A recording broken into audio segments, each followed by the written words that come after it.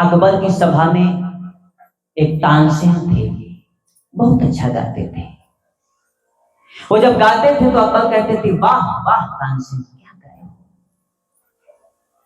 आनंद आ जाता है, इतना सुंदर, इतनी मधुर ध्वनि, मन करता है सुनता ही रहे, सुनते ही रहे। एक बार तानसेन ने कहा कि महाराज हम तो कुछ नहीं, अगर हमारे गुरु को सुनेंगे तो आपको लगेगा कैसा संगीत हमने कभी सुना ही नहीं।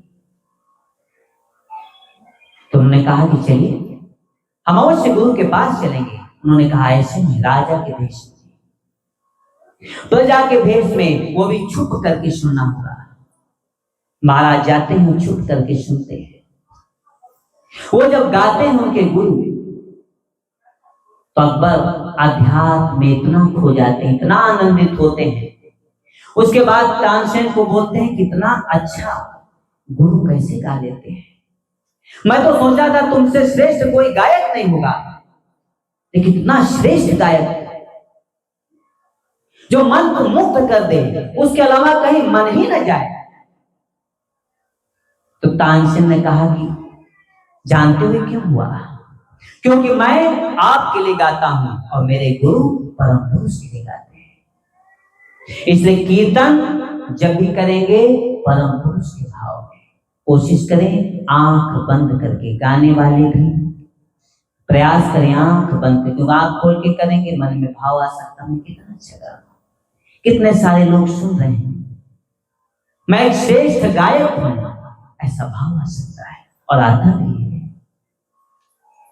जब आंख बंद करके जिन्हें ध्यान मिला है बराबर मुद्रा में गुरु को देखेंगे और सोचेंगे गुरु मेरे कंठ से गा रहे हैं, गुरु का कंठ है और उसी कंठ से गा रहे हैं। आप देखेंगे कि आपका गला कभी बैठेगा नहीं। आप कभी अकेले फंस जाएंगे कीर्तन में, कितना लंबा भी फंस गए हो, आप कभी बोर फील नहीं करेंगे, आपका गला बैठेगा नहीं, सुरीला गला चलता रहेगा, क्योंकि गुरु की शक्ति, गुरु आपके कंठ से गा रहे हैं। और जिन्हें गाने नहीं आता है, जिनका कंठ सुरीला नहीं है, ऐसा भी ना सोचे कि मेरा कंठ सुरीला नहीं इसलिए ना गाएंगे। किसी आयोजन में माइक में जाकर ना गाएंगे, अगर कोई नहीं है तब गाएंगे भी, लेकिन अकेले में अपने परिवार में बढ़िया से गाएंगे, क्योंकि हमें सुनाना किसको है? परम पुरुष को। परम पुरुष के कंठ से परम पुरुष का कीर्तन करना है, उन्हीं के द्वारा दिया हुआ कंठ है। हमारा कंठ श्रेष्ठ है, सुरीला है, जैसा उन्होंने कंठ दिया उन्हीं के कंठ से उन्हें सुनाएंगे। और उनके भाव हाथ उठाकर मन को गुरु चक्र में रखकर कीर्तन करेंगे, उसके बाद साधना करेंगे, साधना अच्छी होगी। और सामूहिक रूप से अगर साधना करेंगे, परिवार में सब लोग मिल करके एक साथ साधना करेंगे, सुबह का पांचजन्य, शाम की साधना, तो धीरे धीरे परिवार में सभी लोग एक मत होंगे, बच्चे, पति पत्नी, माता पिता, क्योंकि आध्यात्मिक तरंग बहुत सारी निकलेगी। एक साथ 6 आदमी, 8 आदमी, 10 आदमी एक साथ परम पुरुष को दोनों बाहें फैलाकर पुकारेंगे। परम पुरुष अपने सारे कार्य छोड़कर हमें अपनी गोद में लेने आ जाएंगे। इसलिए परिवार में जितने भी लोग हैं, सुबह की साधना 5 जन, उसके बाद अपने लेसन पूरा करें, और शाम की साधना भी सामूहिक। और कुछ लोगों को हमने देखा कि रात्रि में, अब जैसे लेट आए और उसके बाद 5 मिनट और लेंगे, उसके बाद मन में रहता है जल्दी जल्दी खाना खाना है, फिर सोना है, जल्दी साधना में अगर बैठे तो मन में रहता है जल्दी जल्दी करें, लेट हो रहा है खाने के लिए। अच्छा है कि रात की भोजन ना करें, शाम को 5 बजे 6 बजे भोजन कर लें, जो उचित लगे, जो खाना हो। खाने के बाद आपको 8 बजे 9 बजे कोई भोजन की आवश्यकता नहीं होगी। उसके बाद शाम को जितने बजे भी साधना में बैठेंगे, कोशिश करें, ऐसा कर सकते हैं कि सब लोग सामूहिक प्रभात संगीत, कीर्तन, और उसके बाद जितना देर इच्छा हो उसमें संगच्छतम का प्रयोग नहीं भी कर सकते हैं, कर भी सकते हैं। जितना देर इच्छा हो कि उसके बाद सिर्फ सोना है और दूसरा कोई कार्य नहीं है। तब जब निश्चिंत होकर के बैठेंगे, अब हमें कोई कार्य नहीं, सिर्फ साधना करना है, तब साधना होती है। क्योंकि जब निश्चिंतता नहीं रहती, कोई टेंशन रहता, हमको ऑफिस जाना है, ये करना है, वो करना है, तो जल्दबाजी में एक मन में रहता है, घूमता रहता है कि मुझे यह कार्य करना है, जल्दी हो रही, देर हो रहा है, तो साधना नहीं होती है।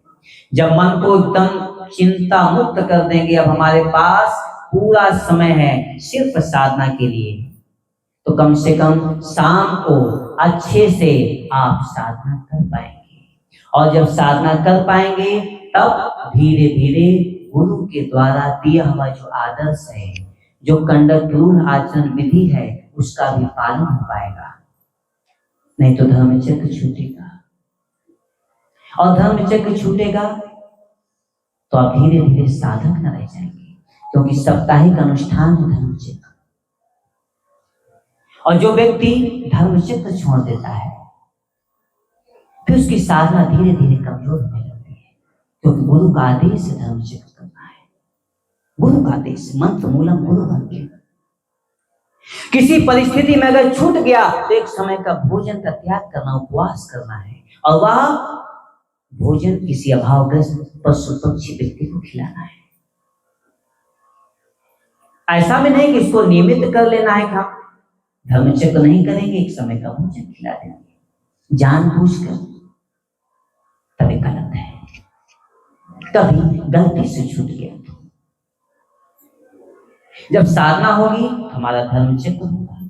धर्म चक्र होगा तब हम धीरे धीरे गुरु के मिशन का कार्य भी करेंगे। गुरु, क्योंकि बाबा ने कहा है, I am not physical body, मैं यह भौतिक शरीर नहीं हूं, और यह भौतिक शरीर भी मेरा नहीं है। यदि तुम मुझे जानना चाहते हो तो मेरे मिशन का कार्य करो, क्योंकि मैंने अपने आप को इस मिशन में मर्ज कर दिया है। और आनंद मार्ग का मिशन क्या है? मैन मेकिंग मिशन, मनुष्य को बनाने का मिशन है। सबसे पहले अपने आप को मनुष्य बनाएंगे, और उसके बाद जगत में जितने लोग हैं सबको बनाएंगे। यही आनंद मार्ग का मिशन है, यही गुरु ने मिशन दिया है हर साधक को। और यह फीलिंग तब हो पाएगी जब साधना करेंगे, और जब साधना करेंगे तो धर्म चक्र करेंगे। जो व्यक्ति धर्म चक्र नहीं कर पा रहा है, उसकी साधना बहुत कमजोर है, वो धीरे धीरे अंदर से पाखंडी हो जाता है। आप देखेंगे उसके अंदर अहंकार होगा, मैं इतने साल का पुराना साधक हूं, मैं ये हूं वो हूं, भीतर खोखला, शर्म, चुभन, बाहर फूल खिले, भीतर कुछ नहीं, खोखला है। इसलिए जो व्यक्ति साधक है, हम सभी बहुत सौभाग्यशाली हैं। गुरु की विशेष कृपा से हमें सर्वश्रेष्ठ गुरु मिले हैं, सर्वश्रेष्ठ साधना पद्धति मिली है, और इस साधना पद्धति को हम करें, क्योंकि मनुष्य शरीर सिर्फ इसीलिए मिला है, और दूसरा उसका कोई भी कार्य नहीं है, कोई कार्य है ही नहीं। भोजन, वस्त्र, आवास, शिक्षा, चिकित्सा ही चाहिए। इसके लिए हम कोई ना कोई प्रयास करते हैं, डॉक्टर बने, इंजीनियर बने, शिक्षक बने, किसान बने, कुछ भी करें। यह हमारे जीवन की आवश्यकताओं की पूर्ति के लिए है, बस। लक्ष्य परम पुरुष है।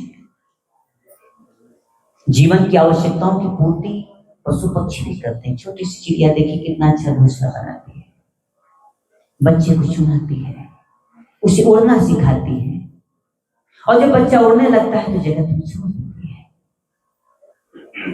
अगर वही कार्य करके हम अपने मनुष्य जीवन को व्यतीत कर लेते हैं, तो हमने मनुष्य जीवन में जिया।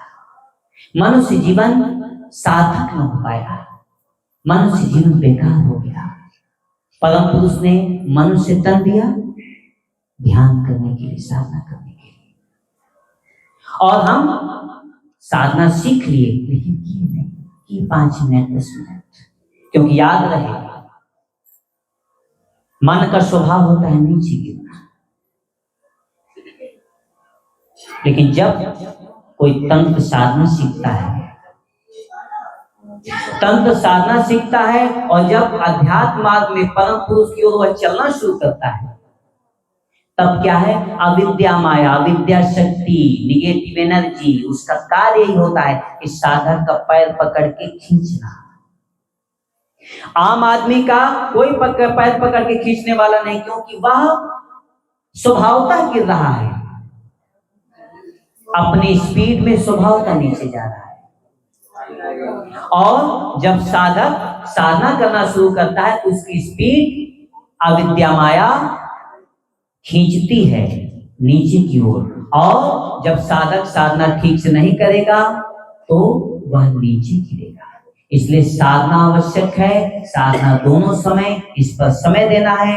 जब समय देंगे हमारी साधना अच्छी होगी, हमारे मन का विकास होगा और हम अपने मनुष्य तन को सार्थक कर पाएंगे और